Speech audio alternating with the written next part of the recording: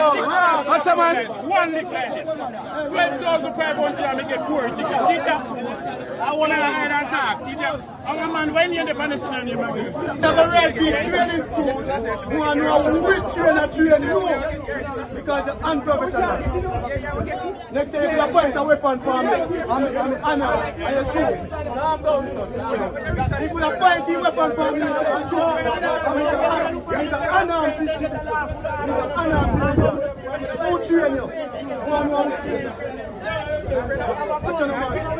In this video, taxi drivers in Jamaica engaged in a heated argument with the police in Jamaica. This happened in Clarendon in Jamaica. Let's find out more about why this incident happened. Apparently, government officials have been pushing out laws that are not favorable to taxi drivers in Jamaica, and they are joining in this solidarity in order for them to be able to fight against some of these laws that has been enacted by the government, which is not favorable to them. So they staged this protest in order to reverse some of these laws.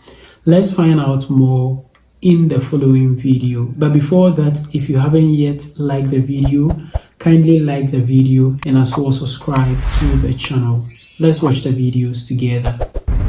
From the east to the west, taxi operators withdrew their services, leaving students and the working population stranded across the island. They are frustrated with what they say is a constant attack on them by police officers and the demerit point system, which will see their licenses being suspended for 6 months if they lose 10 points. As a humble youth, we are trying to stray from crime and negative energy. The system of force me to turn to them thing there. See it? Because right now this is the way I'm find to feed our youth and take care of children and them thing there. And right now, if you come out here and get a ticket, the least I get a ticket for $5,000. No matter how simple it is. If a passenger is beside you and you tell a passenger put on your seatbelt and that passenger refuse, it's $5,000 for that ticket. So there's no justice. Them a give me ticket for the other somebody over the other side and me have on for me seatbelt.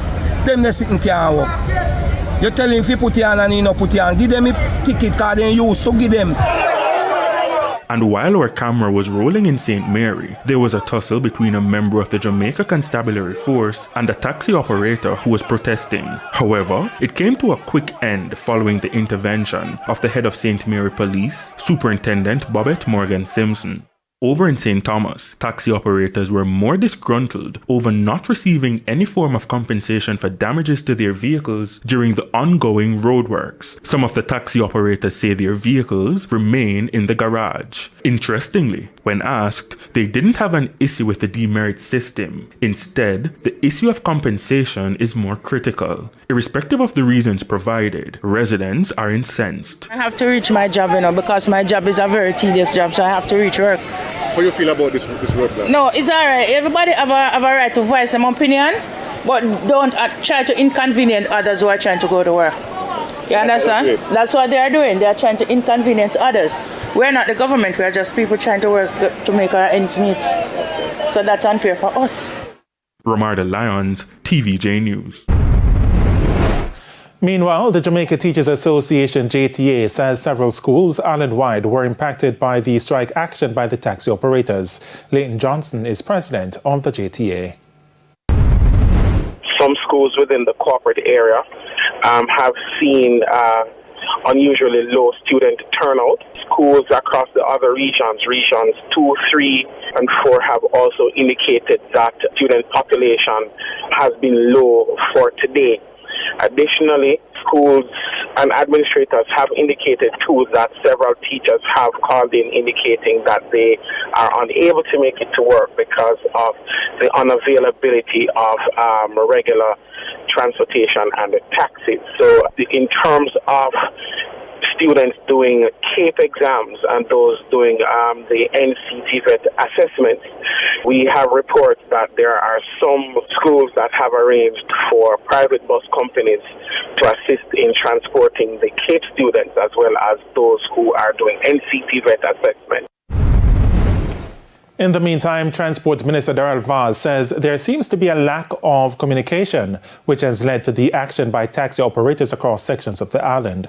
Now, Mr. Vaz says from last week it was disclosed that a meeting will be held tomorrow to address the concerns. I would want to believe that it is a situation where it's a communication situation. However, at this point, I will continue to watch through the day. Again, I'm calling for good order, good sense to prevail.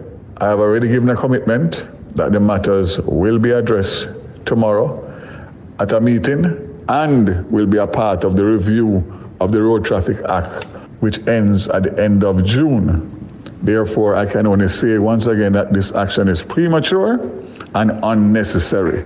It is very important as a group for us to fight against our rights and then our privileges that is due us in our various communities and society. And in this video, taxi drivers in Jamaica were seen in a heated dispute or argument with the Jamaican police in order for them to put their grievances across. So they blocked the streets in order for them to have what is known as the No Movement Day. So in that particular day, no taxis were allowed to run their normal businesses. So if you are a taxi driver seen with passengers in your vehicle, they stop the vehicle and then bring down all the passengers so that you, the driver, will also join in the protest against all these unfair treatment that are being meted out to taxi drivers in Jamaica, so that they can all be in solidarity, put themselves together and fight for a common cause or a common goal, so that they will be able to fight against some of these laws that are not favoring them in the country of Jamaica. One thing that one of them said in the video is that when 20,000 drivers' licenses are being withheld, it means that they are going to have 20,000 more criminals in the country of Jamaica. And I think there is something that we can pick from that particular statement, in the sense that if people's source of income are taken away from them, they may end up engaging in social vices which will not order well for the country at large. So I think the government should put in place measures to streamline the licensing process and other things, so that these drivers can still be in operation rather than seizing their license, so that they will not be able to operate in the country. Let me know what you think about this in the comment section below. Thank you very much for watching this particular video. Don't forget to subscribe to the channel. Just locate the subscribe button down here. Click on the subscribe button. Click as well on the notification bell. And I'd like to see you again in my next video.